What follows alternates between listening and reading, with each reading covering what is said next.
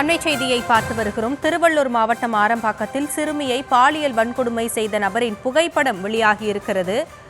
அது குறித்தான புகைப்பட காட்சிகளையும் தொடர்ந்து பார்த்து வருகிறோம். கைது செய்து அழைத்து சென்ற போது எடுக்கப்பட்ட புகைப்படம் வெளியாகி இருக்கிறது.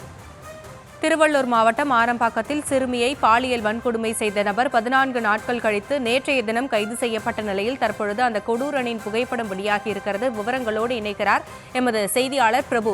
விவரங்களை வழங்கலாம். வணக்கம். திருவள்ளூர் மாவட்டம் ஆரம்பாக்கம் காவல் நிலையம் அருகே பள்ளி சிறுமி பாலியல் வன்கொடுமை செய்யப்பட்ட விவகாரத்தில் குற்றவாளி நேற்று மாலை 4:30 மணி அளவில் சூலூர்பேட்டை ரயில் நிலையத்தில் வைத்து கைது செய்யப்பட்டார். தற்பொழுது அந்த கைது செய்யப்பட்ட குற்றவாளியின் புகைப்படமானது தற்பொழுது வெளியாகி இருக்கிறது. அந்த ஆரம்பாக்கம் பள்ளி சிறுமி பாலியல் வன்கொடுமை செய்யப்பட்ட விவகாரத்தில் கைது செய்யப்பட்ட குற்றவாளி அசாம் மாநிலத்தை சேர்ந்தவர் எனவும் இவன் தனது நண்பர்களுடன் சூலூர்பேட்டை ரயில் நிலையம் அருகே தங்கி உணவகத்தில் பணியாற்றி வருவதும் தகவல் வெளியாகியுள்ளது. மேலும் 15 மணி நேர விசாரணை நடைபெற்று வரும் நிலையில் சுமார் 10 மணி அளவில் வடக்கு மண்டல காவல்துறை தலைவர் அஷாகார்க் தலைமையில் ஆரம்பாக்கம் காவல் நிலையத்தில் குற்றவாளியிடம் நேரில், அதாவது சம்பவம் நடைபெற்ற இடத்துக்கு நேரில் அழைத்து சென்று விசாரணை மேற்கொள்ளப்படுவதாகவும் குற்றவாளியிடம் வாக்குமூலம் பதிவு செய்யப்பட்டு திருவள்ளூர் மகிழா நீதிமன்றத்தில் ஆஜர்படுத்தப்பட்டு பின்னர் புழல் சிறையில் அடைக்கப்பட உள்ளதாகவும் தகவல் வெளியாகி இருக்கிறது.